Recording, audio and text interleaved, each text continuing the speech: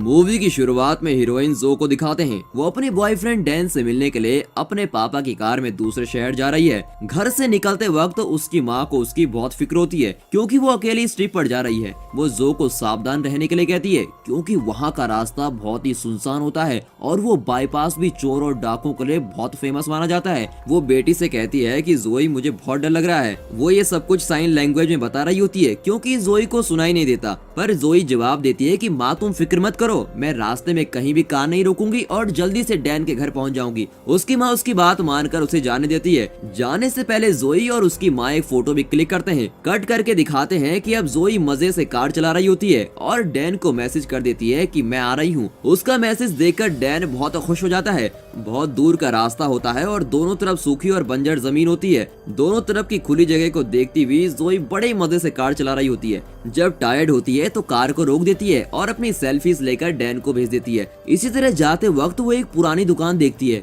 वहाँ एक आदमी कुछ हैंडक्राफ्ट की चीजें बेच रहा होता है। उन चीजों के साथ साथ उसके पास मंत्र तंत्र की भी कुछ चीजें होती है। वहाँ से जोई अपनी पसंद की कुछ चीजें खरीदकर अपनी ट्रिप पर निकल जाती है। वो रोड पर ध्यान देकर गाड़ी चलाती तो अच्छा होता, पर वो डैन को मैसेज करती हुई जा रही है। तभी अचानक रोड के बीच में एक आदमी आकर खड़ा हो जाता है। चौंक कर जोई कार को घुमाती है और गाड़ी रोड से नीचे उतर जाती है। जोई को कुछ नहीं होता, पर वो आदमी सिकुड़कर रोड पर पड़ा होता है। उसकी हालत देखकर जोई डर जाती है कि पता नहीं उसे क्या होगा। तभी सामने से एक टपोरियों की गैंग एक आदमी को अपनी कार में चेज करते हुए आ रही है। भागते हुए उस आदमी का पैर फिसल जाता है और वो वहीं गिर जाता है। ये देखकर जोई बहुत घबरा जाती है। अब वो गैंग रोड में पड़े इस आदमी को भी मारने के लिए तेजी से आ रही होती है। जोई उसे बचाने के लिए उसे अपनी कार में चढ़ाने की कोशिश करती है, पर इतने में गैंग के लोग आ जाते हैं और जोई को घेर लेते हैं। आसपास कोई और नहीं होता। वे लोग जोई के साथ कुछ भी कर सकते थे क्योंकि उस सुनसान जगह पर जोई की मदद के लिए कोई नहीं था। इसलिए वे जोई को बुरी तरह से छेड़ रहे होते हैं। जिस आदमी को जोई बचाना चाहती थी उस पर गैंग का एक आदमी चाकू से हमला कर देता है। आखिर में उस आदमी को मार ही डालते हैं।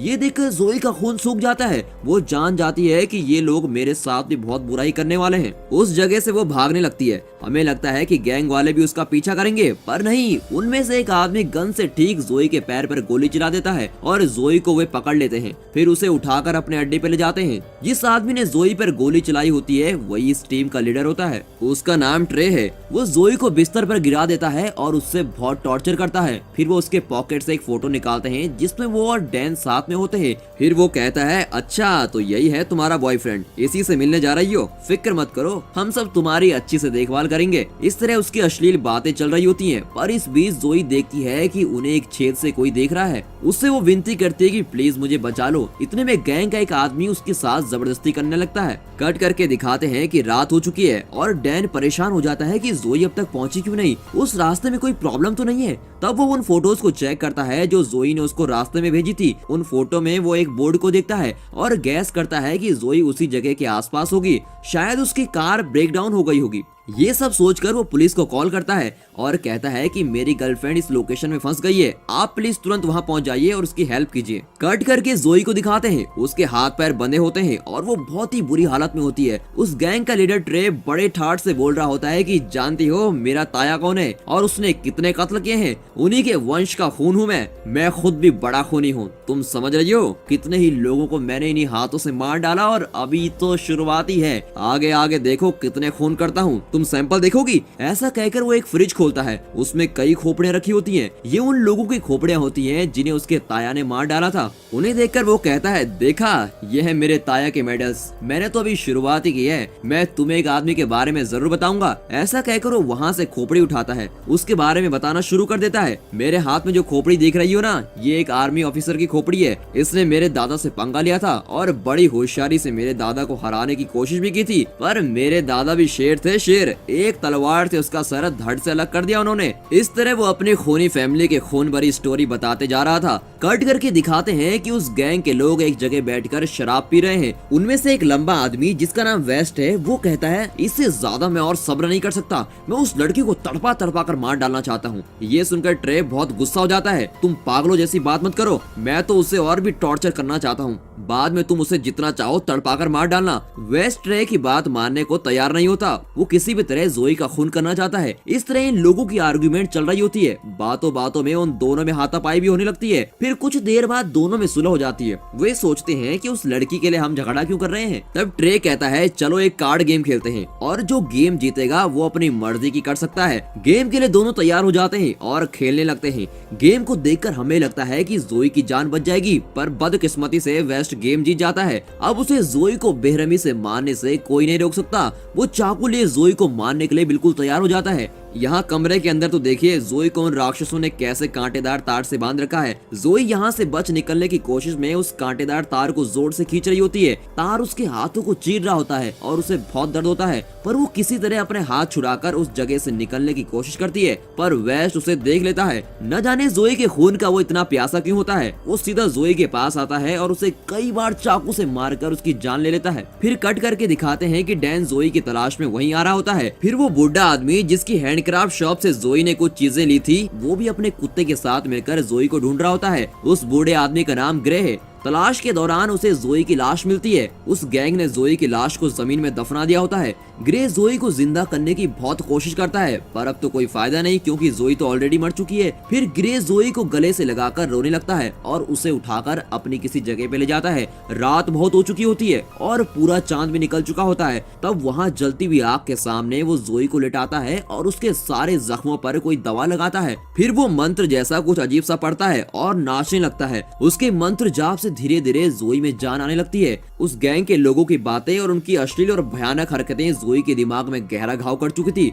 अब जोई धीरे धीरे ऊपर उठने लगती है। उसकी आंखें बहुत काली और भयानक हो जाती है। फिर वो ग्रे को जोर से धक्का देती है और कहती है कि उन खूनियों में से मैं एक को भी जिंदा नहीं छोड़ूंगी और एक को तो मैं तड़पा तड़पा कर मारूंगी। तभी ग्रे कोई पाउडर उस पर डालता है और जोई बेहोश होकर नीचे गिर जाती है। फिर वो दोबारा आंखें खुलती है। उसे खुद विश्वास नहीं होता कि वो अभी भी जिंदा है। वो धीरे धीरे चलकर सीटे के अंदर जाती है और वहाँ के एक टेलीफोन बूथ से डैन को कॉल करती है। एक्चुअली पहले वो सुन नहीं सकती थी, पर अब उसे सब कुछ सुनाई देता है। डैन को कॉल करके वो कहती है कि मैं जिंदा हूँ, मुझे कुछ लोगों ने बड़ी बेरहमी से टॉर्चर किया है, प्लीज मुझे बचा लो। इस तरह वो डैन से बहुत रिक्वेस्ट करती है। डैन उसी की तलाश में वहाँ आया होता है और वो पास के ही एक होटल में रह रहा होता है। वो उसको दिलासा देता है कि तुम बिल्कुल मत घबराओ, अगर पास में कोई पुलिस वाले नजर आए तो उनसे बात करो और उन्हीं के साथ सेफ रहो। मैं जल्दी वहाँ पहुँच जाऊंगा, मैं तुम्हें जरूर बचाऊंगा। उसकी बात मानकर जोई कॉल काट देती है। वो मुड़कर देखती है तो एक पुलिस वाला अपनी कार से उतर रहा होता है। उससे मदद मांगने के लिए जोई उसकी ओर कदम बढ़ाती है। देखती है कि वो पुलिस वाला उसी गैंग का आदमी होता है। सोचिए अगर ऐसे खूनी पुलिस डिपार्टमेंट में भर्ती होने लगे तो आम जनता का क्या होगा। उसका मुंह देखकर न जाने जोई को क्या हो जाता है।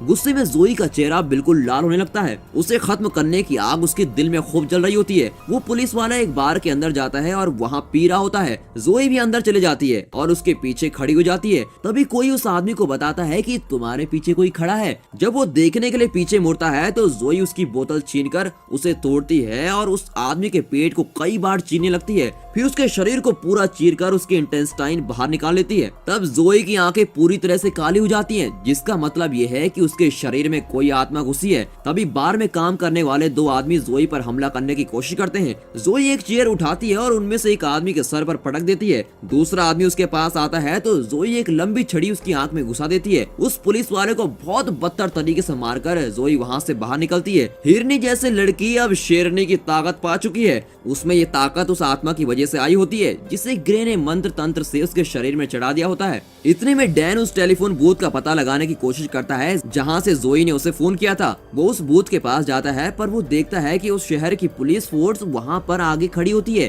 क्योंकि जोई ने वहाँ पर 3 आदमियों को बिल्कुल सब्जी की तरह काट कर फेंक दिया था। तभी डैन भी बार के पास जाता है और वहाँ खड़े शरीफ से कहता है, देखिए सर, मेरी फियांसी 3 दिन से लापता है। अभी 1 घंटे पहले ही उसका फोन आया था और वो कह रही थी कि मुझे बचाओ, वो जरूर किसी मुसीबत में है, आप उसे ढूंढने में मेरी मदद कीजिए ना सर। तभी शरीफ कहता है, देखो जनाब, यहाँ बार में 3 लोगों का खून हुआ है, तुम्हारा तो सिर्फ मिसिंग का केस है। अब तुम ही बताओ, मैं ये घटा हुआ केस देखूं या तुम्हारा मामूली सा मिसिंग का केस देखूं? जो भी हो, तुम पुलिस स्टेशन में जाकर कंप्लेंट लिखवा दो, हम बाद में देख लेंगे। वो डैन की बात को सीरियसली नहीं लेता। इतने में अपने साथी की मौत की खबर सुनकर ट्रे का गैंग भी वहाँ पहुँच जाता है। उसकी हालत देखकर गैंग के लोग टेंशन में आ जाते हैं। इतने में ट्रे उन्हें संभालता है और वहाँ से ले जाने वाला होता है, पर तभी डैन उसको रोकता है और पूछता है, सर आप जरूर इस एरिया में रहने वाले लगते हैं, ये मेरी फियांसी है, क्या आपने इसको कहीं देखा है? 1 घंटे पहले इसने मुझे टेलीफोन बूथ से कॉल किया था वो जरूर किसी मुसीबत में फंसी हुई है। क्या आपने इसको कहीं देखा है सर? जोई की फोटो देखकर और डैन की बातें सुनकर वे घबरा जाते हैं और सोचते हैं कि इसको तो हमने अपने हाथों से जमीन में दफना दिया था, फिर ये जिंदा कैसे हो गई, और जिंदा हुई भी तो इसने कॉल किया कैसे? ये पता नहीं क्या हो रहा है। ट्रे और उसके साथियों को डैन की बात पर विश्वास नहीं होता, फिर भी डैन से कहते हैं देखो इस लड़की को हमने कहीं नहीं देखा और तुम यहाँ से दफा हो जाओ। इस तरह वे डैन को वहाँ से निपटाने की कोशिश करते हैं, पर डैन उन्हें छोड़ता नहीं, उनके पीछे ही पड़ जाता है और उनसे दोबारा जोई के बारे में पूछने लगता है। गैंग वालों का माथा फिर जाता है और वे डैन को मारने पे उतर जाते हैं। तभी वहाँ खड़े पुलिस वाले लड़ाई रोकते हुए उस गैंग के लोगों को वहाँ से जाने के लिए बोलते हैं। फिर वे डैन को समझाने लगते हैं कि उन लोगों के मुंह मत लगो। कट करके दिखाते हैं कि जोई एक फार्म हाउस में आंखें खोलती है और धीरे धीरे होश में आती है। फिर वो उठकर अपने पास वाले कमरे में जाती है और वहाँ के एक आईने में अपना चेहरा देखती है। उसे खुद अपने चेहरे से नफरत हो जाती है, इतनी बेरहमी से उस गैंग ने उसे टॉर्चर किया हुआ होता है ना। जोई की नजर वहाँ रखे हुए धनुष और तीर पर पड़ती है। उसे देखते ही फिर एक बार जोई की आंखें खाली होने लगती है, उसके अंदर वो आत्मा फिर से आ चुकी होती है। कट करके दिखाते हैं कि वो गैंग उस जगह पहुंचता है जहां जोई को उन्होंने दफनाया था। वहां जोई की लाश उन्हें मिलती ही नहीं। वेस्ट ने जोई की लाश इसी जगह पर दफनाई थी, पर वो लाश गायब थी। ट्रे वेस्ट से पूछता है तो फिर वो लाश गई कहाँ? वेस्ट चिढ़ जाता है और कहता है मुझे क्या पता, इतना जरूर पता है कि मैंने उसे अपने हाथों से जरूर मारा था और यहाँ आकर उसको दफना दिया था। शायद कुत्ते या गिदड़ उसकी लाश को उठा ले गए होंगे, उसका भी तो चांस है ना। ये सुनकर ट्रे पूछता है तुम पागल हो क्या? और तुम्हारी बात मान भी लेते हैं तो कल रात जो उसका बॉयफ्रेंड मिला था वो तो कह रहा था कि उसने अभी कॉल किया है। काम तो तुम्हें ढंग से करना आता नहीं, बस बातें बड़ी बना लेते हो। मेरी बात ध्यान से सुनो, वो लड़की बाहर घूम रही है, अगर वो पुलिस के हाथ लग गई तो हम सबको जेल में जाना पड़ेगा और आखिरी दम तक जेल की वो सूखी रोटी खानी पड़ेगी। मेरी बात मानो, जब तक ये लोचा खत्म नहीं होता हमें सबकी नजरों से छुप कर रहना होगा। ट्रे की बात सबको ठीक लगती है और वे मान जाते हैं। प्लान के मुताबिक वे अपनी चीजें पैक करके अपना अड्डा खाली कर रहे होते हैं। उनकी गैंग में एक बेवकूफ होता है जिसने नोज रिंग पहनी होती है, उसका नाम क्रीड है। वो अपने घर जाकर अपनी चीजें पैक करता है। जब वो चीजें कार में रख रहा होता है तभी देखता है कि कार के टायर पंचर है। लगता है किसी ने तीर चलाकर टायर को पंचर किया है। ये देखकर वो घबरा जाता है कि जोई यहाँ पहुँच गई है और डर के मारे वो ट्रे को कॉल करता है और बड़बड़ाता है कि अरे कॉल उठाते क्यों नहीं, वो लड़की यहीं पास ही है। बड़बड़ाते हुए वो मुड़कर देखता है कि जोई धनुष और तीर हाथ में ले खड़ी है। वो भागता है पर जोई अपना तीर खींचकर छोड़ती है तो ठीक उसके पैर में लगता है। वो अपने घुटनों पे आता है और जोई से अपने जीवन की भीख मांगता है। फिर वो रेंगता हुआ वहाँ से निकलने की कोशिश करता है। तब जोई कहती है कि मैंने भी उस दिन तुमसे इसी तरह भीख मांगी थी, लेकिन तुमने मुझे छोड़ा था। ये कहते कहते वो क्रीड की पीठ पर और उसकी कमर पर तीर चला देती है। उसे पूरी तरह से खत्म करने के लिए जोई उसे अपनी तरफ मोड़ती है। तभी वो देखती है कि उसके हाथ में गन है। वो जोई पर गोली चलाता है और जोई उस पर अपना तीर चलाती है। कट करके दिखाते हैं कि टेरी का गैंग सब कुछ पैक कर चुका है। तभी टेरी अपना फोन चेक करता है तो देखता है कि उस बेवकूफ क्रीड ने उसे वॉइस मैसेज भेजा था। अब उसे पता चल जाता है कि क्रीड जरूर किसी मुश्किल में फंसा हुआ है। पूरी गैंग उसके घर की ओर आ रही होती है। हमें लगता है कि क्रीड के गोली चलाने से जोई मर गई होगी, पर वो मरी नहीं होती, जिंदा ही होती है। पर प्रॉब्लम यह है कि उसका शरीर धीरे धीरे सड़ रहा होता है। वो अपनी अंगूठी उतारती है तो उसकी चमड़ी भी साथ में निकल जाती है। तभी जोई फील करती है कि उसके हाथ में कुछ रेंग रहा है। वो बैंडेज खोलकर देखती है तो उसके हाथ में कीड़े रेंग रहे होते हैं। सोचिए जोई की क्या हालत हुई होगी। वो चीख चीख कर रोती है। फिर वो उस तांत्रिक ग्रे के पास जाती है और उससे पूछती है कि तुमने मेरे अंदर क्या डाल दिया है। तब ग्रे उसको सारी सच्चाई बताता है। एक्चुअली जोई के शरीर में जो आत्मा घुस जाती है वो उसी आर्मी ऑफिसर की आत्मा है जिसे टेरी के दादा ने बड़ी बेरहमी से मार डाला होता है। इसी ऑफिसर की खोपड़ी को हाथ में लेकर ट्रे अपनी फैमिली की हिस्ट्री जोई को बता रहा था। ग्रे ने उसकी आत्मा को जोई के शरीर में चढ़ाया होता है क्योंकि उस आर्मी ऑफिसर को ट्रे के पूरे वंश से नफरत होती है और वो अपना बदला चुकाना चाहता है। इसीलिए उसकी आत्मा जोई के जरिए उस गैंग के हर आदमी को चुन चुन कर खत्म कर रही होती है। पर अब मुश्किल ये होती है कि जोई ज्यादा दिन तक जिंदा नहीं रह सकती क्योंकि वो ऑलरेडी तो मर चुकी है। नॉर्मली अगर कोई मर जाता है तो उसका शरीर धीरे धीरे डिकम्पोज होने लगता है, उसी तरह जोई का शरीर भी डिकम्पोज हो रहा होता है।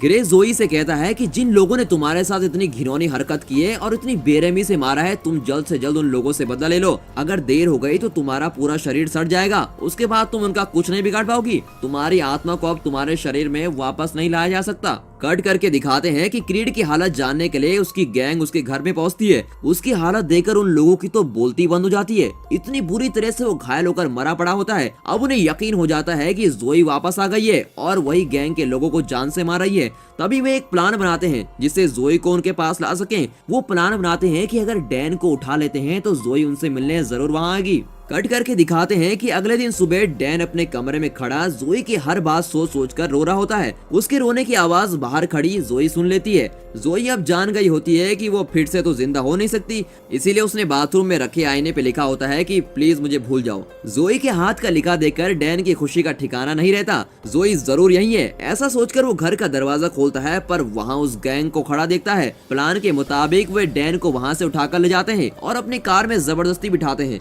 वे वहाँ से निकलने ही वाले होते हैं कि गैंग के एक टकले आदमी की गर्दन पर न जाने कहां से एक तीर आकर गड़ जाता है। सब देखते हैं कि जोई वहाँ खड़ी है और तीर उसी ने चलाया था। उसकी आंखें अब पूरी तरह से खाली हो गई हैं। वे जान बचाकर वहां से जाने की कोशिश करते हैं। तीर गर्दन पर लिए वो टकला कार में आगे बैठ जाता है और वेस्ट पीछे खड़ा हो जाता है। जोई कई बार तीर चलाती है पर वो निशाने पर नहीं लगता। इतने में वो गैंग अपनी कार में बचने की कोशिश करता है। जोई क्या उन्हें ऐसे ही छोड़ने वाली थी? वो कार को चेज करती है। आखिर में वो कार के पीछे चढ़ जाती है, पर पीछे वेस्ट खड़ा होता है और उस पर अटैक करने के लिए बिल्कुल तैयार होता है। उसने जोई का कत्ल किया था। जोई के अंदर बदले की आग जल रही होती है और वो वेस्ट पर हमला करने लगती है। ऐन वक्त पर वो वेस्ट के शरीर को तीर से चीरने लगती है और उसे पीट पीट कर कार में ही फ्लैट कर देती है। ट्रे कार को ड्राइव कर रहा होता है। जोई को पीछे खड़ा देखकर वो सडन ब्रेक लगाता है और जोई को ऐसा झटका लगता है कि वो कार के आगे जाकर गिर जाती है। बड़ी बेरहमी से ट्रे उस कार के नीचे उसको कुचल देता है। जोई एक बार फिर मौत से लड़ रही होती है, पर वो उन लोगों को छोड़ना नहीं चाहती। वो फिर से उठती है और कार के पीछे से दौड़ने लगती है। तभी गन वालों को थोड़ी तसल्ली होती है कि चलो हम बाल बाल बच गए, वरना वो तो हमें जान से ही मार डालती। इस तरह बातें करते हुए ट्रे, वेस्ट और टकला आदमी वहाँ से बच निकलते हैं और अपने अड्डे पे पहुंच जाते हैं। वहाँ उन्होंने डैन को बांध कर रखा होता है और उसके पास ही वो टकला भी बैठ जाता है। उसकी गर्दन पर जोई का तीर अभी भी घुसा हुआ है। इस हालत में भी वो उस टकले को हॉस्पिटल नहीं ले जाते। वो उनसे भीख मांग रहा होता है कि प्लीज मुझे हॉस्पिटल तो ले जाओ यार, वरना मैं तो यहीं पर दम तोड़ दूंगा। पर ट्रे मना कर देता है और कहता है अबे हम बाहर गए तो पुलिस हमें बंद कर देगी, समझे क्या? अब ट्रे और वेस्ट बातें कर रहे होते हैं। तब वेस्ट कहता है कि जब मैं कार में उस लड़की के साथ फाइट कर रहा था तो मुझे लगा कि उसके शरीर को कोई कठपुतली की तरह कंट्रोल कर रहा है। यही नहीं, उसकी आंखें पूरी तरह से खाली दिख रही थी। तभी ट्रे के दिमाग में ये बात आती है कि वो हैंडक्राफ्ट्स बेचने वाला ग्रे ही इस तरह के मंत्र तंत्र जानता है। फिर वो वेस्ट से कहता है तुमने उस आदमी की जगह के पास उस लड़की को दफनाया था ना, कहीं ये उसी आदमी की करतूत तो नहीं है? ये बात उसको ठीक से गैस होती है। तभी वे देखते हैं कि उनकी मदद के लिए ट्रे के कुछ दोस्त वहाँ आ रहे हैं। देखने में तो वो कोई मिलिट्री जैसे लगते हैं। अब दिखाते हैं कि ट्रे के हाथ में एक बहुत ही पावरफुल मिलिट्री गन है। कट करके जोई को दिखाते हैं। कार के नीचे आ जाने से उसकी हड्डियां टूट गई होती हैं। चौंकाने वाली बात यह है कि वो टूटी हड्डियों को टेप से कवर कर रही होती है। उससे बड़ी शॉकिंग बात तो ये होती है कि उसके इंटेस्टाइन बाहर निकल गए होते हैं। वो उन्हें भी अपने हाथों से पेट के अंदर डाल देती है और मिट्टी से उस जगह को कवर करती है। फिर वो अपने पेट पर भी टेप लगाकर उस ओपनिंग को बंद कर देती है। अचानक वहाँ सन्नाटा हो जाता है। तब उसके शरीर से उस आर्मी ऑफिसर की आत्मा बाहर आती है। फिर वो आत्मा जमीन को एक बार जोर से पीटती है। तब एक नुकीली छुरी और एक छोटी कुल्हाड़ी हवा में तैरने लगती है। उस आर्मी ऑफिसर की आत्मा ये कहने की कोशिश कर रही होती है कि इस छुरी और कुल्हाड़ी से तुम उन खूनियों को मार दो। जोई उन हथियारों को हाथ में ले लेती है। कट करके दिखाते हैं कि गैंग के लोग एक साथ बैठकर कुछ बातें कर रहे होते हैं। एक तरफ टकले की गर्दन पर तीर अभी भी लगा होता है और वो सोच रहा होता है कि अगर इन लोगों के साथ बैठा रहूं तो जरूर मर जाऊंगा। इसीलिए वो अपनी जान बचाने के लिए वो अपने साथियों को बिन बताए बाहर चला जाता है और कार में वहाँ से बचने की कोशिश करता है। पर आवाज सुनकर उसके साथी बाहर आ जाते हैं। तभी अचानक वहाँ जोई आ जाती है और सीधे टकले के सर पर छुरी मार देती है। उसका भेजा फट जाता है। कार भी आउट ऑफ कंट्रोल हो जाती है और टकले का काम तमाम। तभी उसके साथी बाइनोकुलर से देख रहे होते हैं कि आखिर टकला मरा कैसे। वे देखते हैं कि जोई भूत की तरह खड़ी है। एक्चुअली वो भूत की तरह नहीं, वो तो भूत ही है। जोई शेरनी की तरह दहाड़ रही होती है। तब उसके पीछे एक भयानक परछाई दिखाई पड़ती है। उसे देखकर गैंग के आदमी थर थर कांपने लगते हैं। डर के मारे वो जोई पे अंधाधुंध गोलियां चलाने लगते हैं, पर जोई आसानी से बच जाती है। अब उसे मारने के लिए ट्रे की पूरी टीम रेडी हो जाती है। फिर ट्रे डेन को दूसरे कमरे में ले जाता है। डेन उससे पूछता है कि मेरी जोई के साथ तुम लोगों ने क्या किया, वो जिंदा भी है कि नहीं? ट्रे उसे जवाब देता है कि हमने उसे बहुत टॉर्चर करके उसका खून किया। ये सुनकर डेन से दुख बर्दाश्त नहीं होता और वो बहुत रो रहा होता है। पर उस गैंग के लोगों की हरकतों को देखकर और उन्हें इस तरह डरते हुए देखकर डेन समझ जाता है कि जोई वापस आ गई है। ये सुनकर वो जोर जोर से हंसने लगता है और कहता है मेरी जोई यहाँ आ गई है और वो तुम लोगों को जिंदा नहीं छोड़ने वाली। और जैसा वो सोच रहा था बिल्कुल वैसा ही होने लगता है। ट्रे के जो मिलिट्री वाले साथी होते हैं उनमें से एक बुजुर्ग आदमी भी होता है। जोई उस आदमी का सर फाड़कर उसे धड़ से अलग कर देती है। ये देखकर ट्रे का एक साथी ऊपर की ओर गोली चलाता है। तभी ऊपर लगी शीट से खून निकलने लगता है। उसे लगता है कि जोई मर चुकी है, पर तभी अचानक ऊपर से शीट को तोड़ते हुए जोई नीचे जंप करती है और उस शूटर को भी मार डालती है। इतने में वेस्ट हाथ में गन लिए जोई को तलाश कर रहा होता है। जोई उस दूसरे मिलिट्री वाले को भी खत्म कर देती है और उसके इंटेस्टाइन को हवा में उछाल देती है। तभी वेस्ट देखता है कि वहाँ पावर कट हो गई है और वो मेन स्विच ऑन करने जाता है। जोई वहाँ तैयार खड़ी होती है। वेस्ट उस पर गोली चलाता है।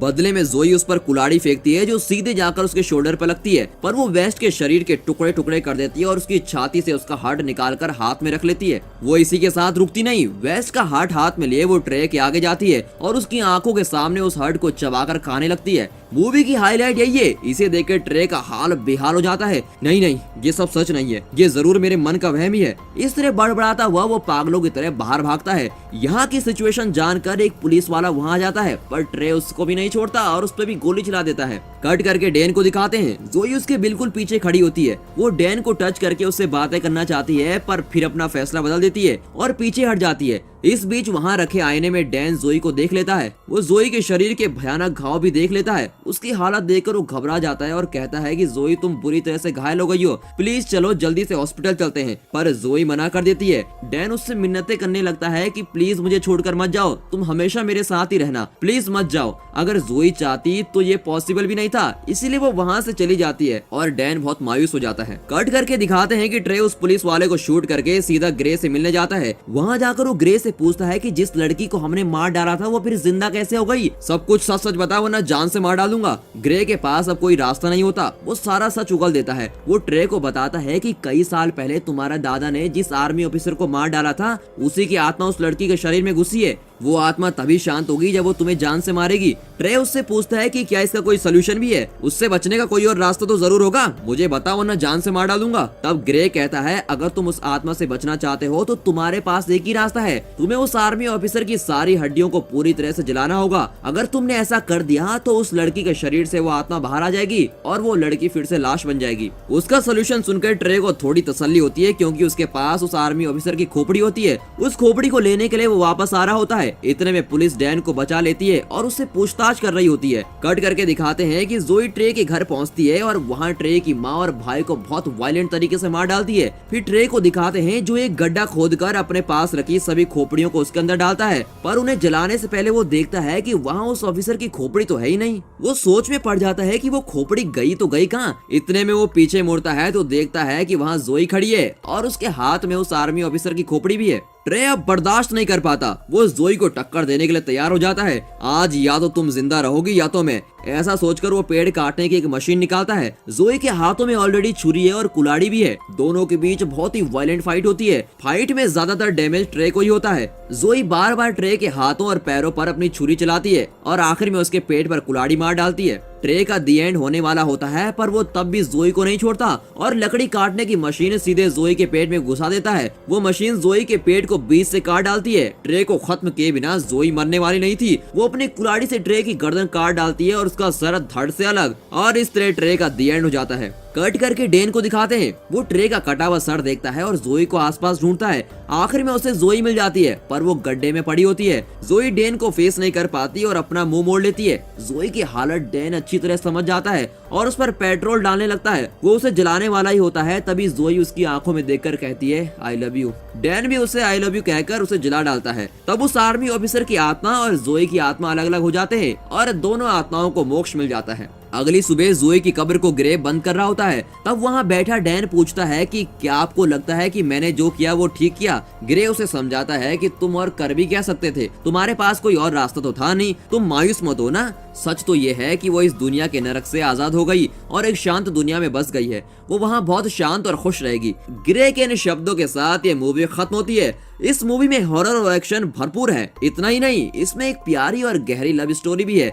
अगर आप रिवेंज मूवीज के फैन हैं तब भी ये मूवी आपको जरूर पसंद आएगी। इस मूवी में हर तरह के मूवी फैन के लिए कुछ न कुछ तो जरूर है। इसी बात पर इस मूवी के डायरेक्टर को हैट्स ऑफ। आप इस मूवी को कौन से जॉनरे में रखते हो नीचे कमेंट सेक्शन में जरूर बताइएगा। और अगर वीडियो पसंद आई हो तो वीडियो को एक लाइक और चैनल को सब्सक्राइब जरूर करें। और हाँ, साथ साथ अपने फ्रेंड सर्कल में भी इस वीडियो को जरूर शेयर कीजिए। And finally thanks for watching.